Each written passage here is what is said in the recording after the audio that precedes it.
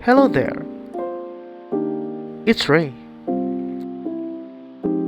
We all know that learning English is quite confusing sometimes, not just for non native speakers but also for native speakers as well. But not today.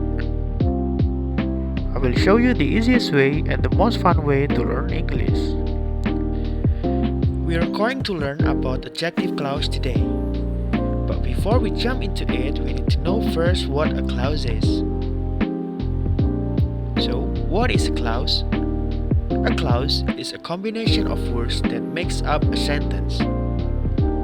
It consists of a subject and a predicate. It can also be said that a clause should have a subject and a verb. There are 5 common types of clauses: independent clauses, dependent clauses, principal clauses, coordinate clauses, and non-finite clauses. Dependent clauses also divided into 3 types.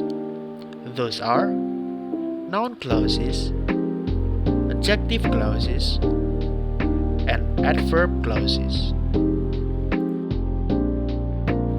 So, what is an adjective clause? An adjective clause is a group of words with a subject and a verb that is used as an adjective in a sentence to give more information about a noun or pronoun. Adjective clauses are a type of dependent clauses, which means they cannot stand on their own as a sentence and must be connected to an independent clause. Let's take a look on the example. Adjective clause with relative pronouns.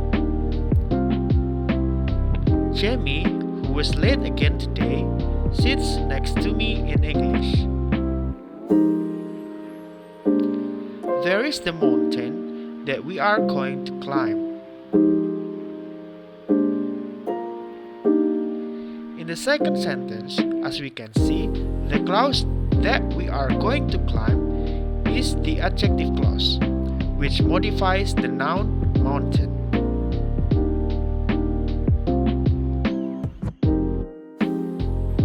Adjective clauses with understood pronouns. The teacher I had in 5th grade really inspired me. Have you seen the book I lost? In the first sentence, we can see the clause I had in 5th grade is the adjective clause who modifies the noun teacher. We don't have to use the word whom to create an adjective clause because the pronoun is already clear and understood. Adjective clauses with prepositions. This movie was the sequel we had been waiting for. Do you know the actor Shelly is talking about? In the first sentence, the clause we had been waiting for is the adjective clause which modifies the noun sequel. But inside the adjective clause, there's also a preposition which is for. Adjective clauses with relative adverbs. That is the bench where you and I were supposed to meet. That is the reason why I couldn't meet you. In the first sentence, we can see the clause where you and I were supposed to meet acts as an adjective clause which modifies the noun bench.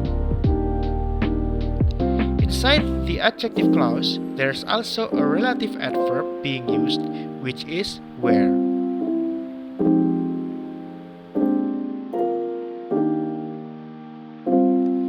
What are the rules for adjective clauses? Adjective clauses start with a relative pronoun. The reason adjective clauses are also called relative clause is because they usually begin with relative pronouns. Seeing a relative pronoun in a sentence means there might be an adjective clause.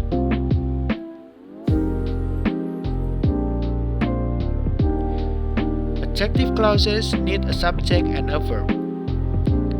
The main trait of clauses is that they contain both a subject and a verb. Adjective clauses are no different, meaning each one must have its own subject and verb. Adjective clauses are connected to independent clauses. Because adjective clauses are a type of dependent clauses, they must be connected to an independent clause to form a complete sentence.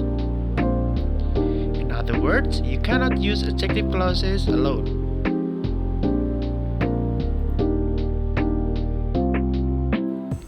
Adjective clauses relate to nouns from the independent clause. Adjective clauses modify nouns, which means they must be related to another noun outside the adjective clause. This noun could be a subject, direct object, prepositional object, or any other role for a noun.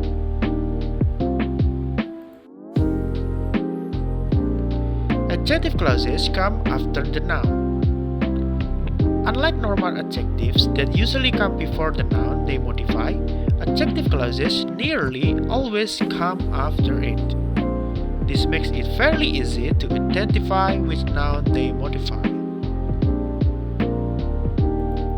That's all for today. I hope to see you soon in the next material.